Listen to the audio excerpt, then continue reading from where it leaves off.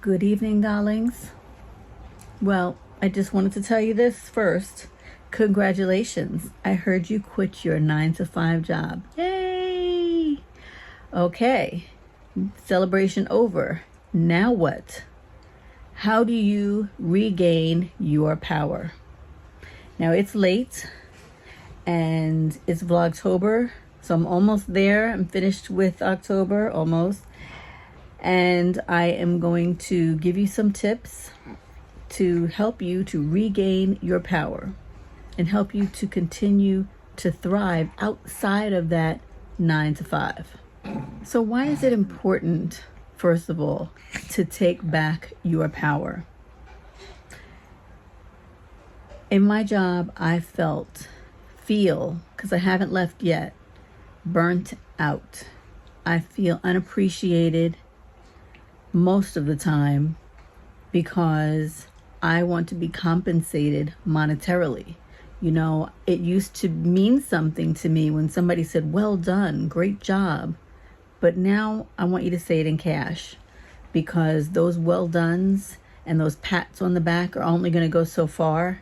They literally mean nothing to me anymore. And how's that going to help my family? How is that going to put food on my table? So that sucks the energy from me without compensating me. I feel undervalued at that job, and I'm sure you do too. So unless you're being compensated for all the things that you do, I'm sure that you feel drained and that they're really sucking the life out of you. It's a shame, but that's the way we end up feeling. So how can we regain that power? One of the things you really need to do is to redefine your identity apart from that 9 to 5 job, because it's easy to get sucked into those titles they gave you to make you feel all that. Meanwhile, they're paying you none of that. And it's time now to explore your passions, explore your talents. You know, what do you enjoy doing? That's how you're going to redefine your identity outside of that job, because I'm sure that your self-worth may even feel a little low right now, and it's natural to feel that way because now you've left and it's like, okay, I was this person, I was the supervisor, I was above all these people at this job. Now who am I? And that's something that I talked about in my last video. Like, who are you? What is your identity outside of that 9 to 5 job? And those are things that you really want to tap into before you leave. But now that you've left, who are you? And that's where exploring your gifts and talents come in.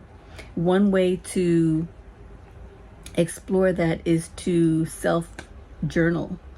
So get a journal and start writing things down about yourself and about the things that you enjoy, ideas that you have, places you want to go, or things you want to experience. Write all those things down, and you'd be surprised reading it over what other ideas come to you, and you can elaborate on that. That's one way to start. You can do vision boarding. And for me, vision boarding, that's a big thing, because I find that a lot of my, sorry, playing with the dog here, a lot of my dreams that, or goals that I have for myself do come to fruition when I vision board. And also affirmations. I write down affirmations, and you can write those in your journal too, and you say those over and over again, and that helps as well. There's lots of things that you can do. There's even some apps that you can use too. You can have vision boarding. You can do vision boarding online.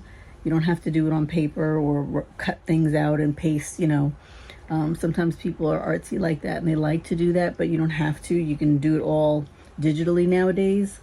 And there are lots of apps where you can also do writing down affirmations as well. So, think outside the box. And now you have this time on your hands without this 9 to 5. You can now set your own personal goals.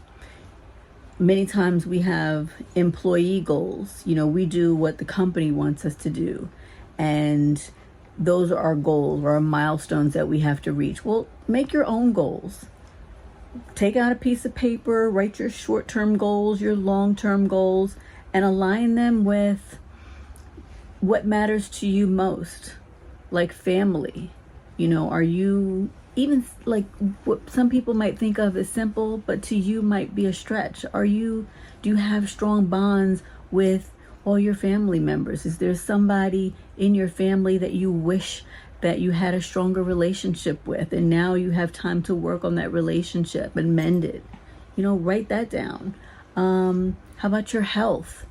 Are you your healthiest? Do you need to exercise more? What's your fitness goal? Are you having any health issues? So those are things that you want to take care of, like your own growth as a person. Are there classes that you've been meaning to take?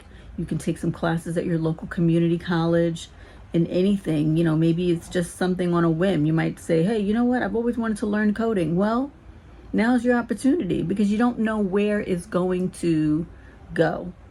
Because something that could just be a whim for you might actually end up being something significant that you start another passion for, another career. But this time it's on your terms. It's your business. You just don't know what God has in store for you. That's the amazing thing. But one thing is for sure, now you know what you have. Better than anything else, you have freedom. You have the freedom to do whatever the heck you want, or nothing at all. That's a great feeling. Hopefully you don't have financial anxiety, but it's not uncommon. Maybe you didn't plan this walking out or quitting on this 9 to 5 job. So in case that's the case, you would want to start budgeting though for those bills that you have. You can either talk with a financial planner or make a plan for paying those bills off slowly but surely.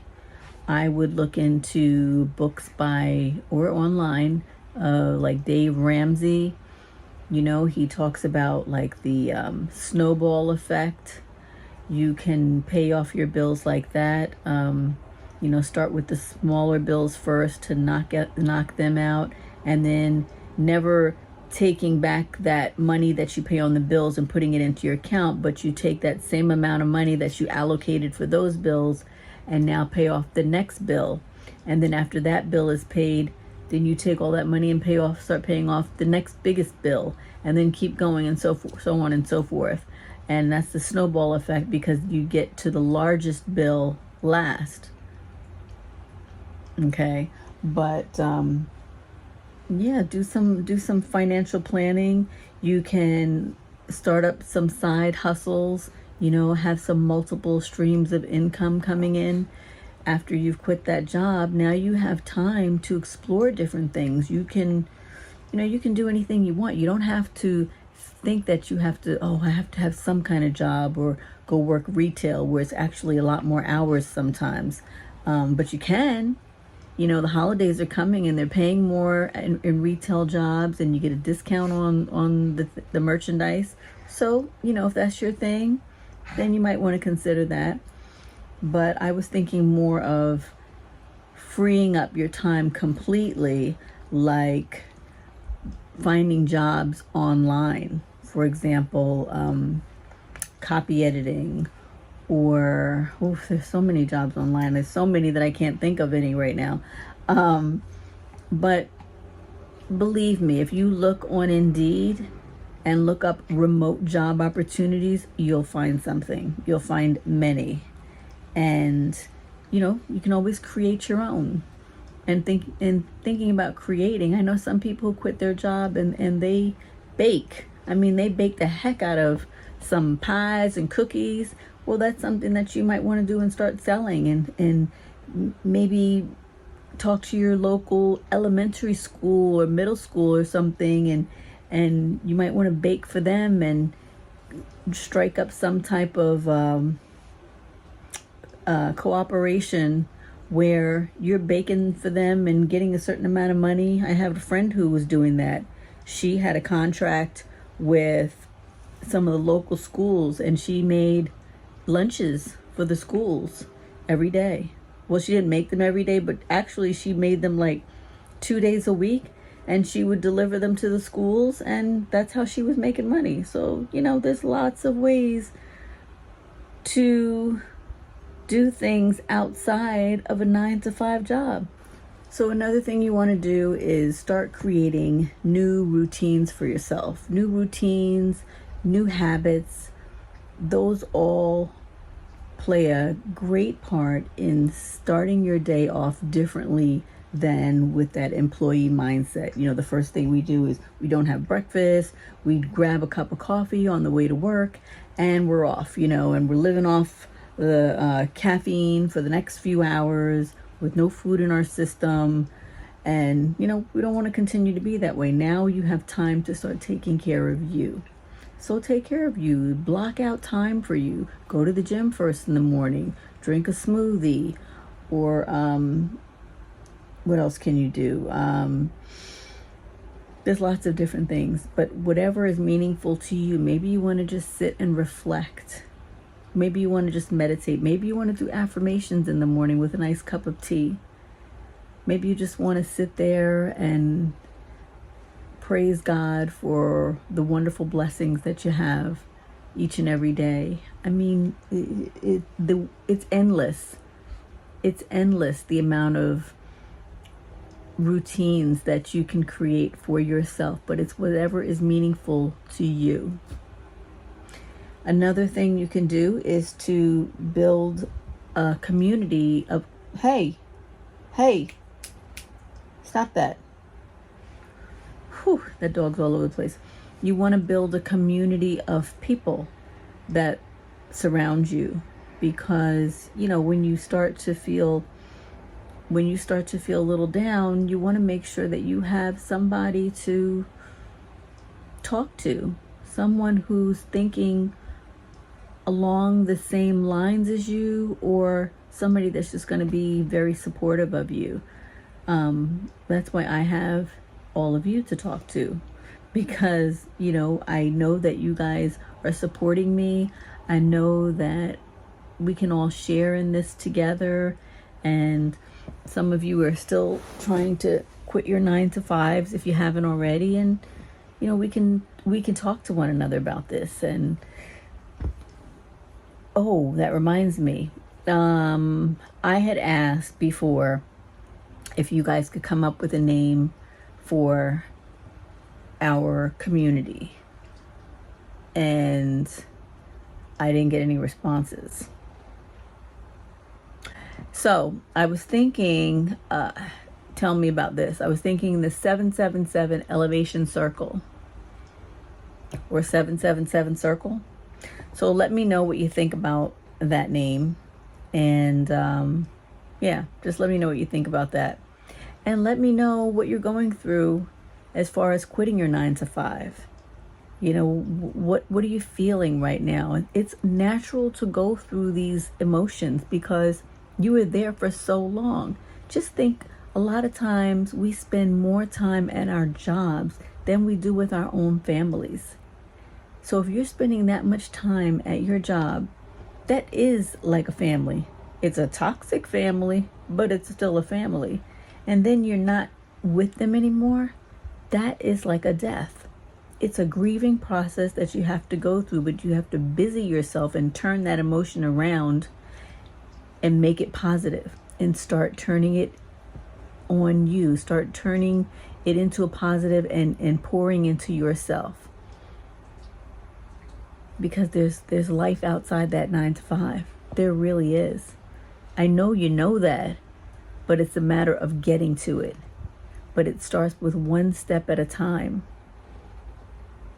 Start writing things down, start making a routine for yourself, and every day it's going to get easier and easier and easier. Like cutting the cord on a relationship. Every day it gets easier and easier. And when you do those things, when you write down affirmations and you start to feel a little better in a couple of days and more positive about your life ahead, celebrate. Take yourself out to lunch, take yourself out to dinner, whatever is, bless you, whatever is meaningful to you. Just celebrate you, celebrate yourself. You don't need anybody to go with you.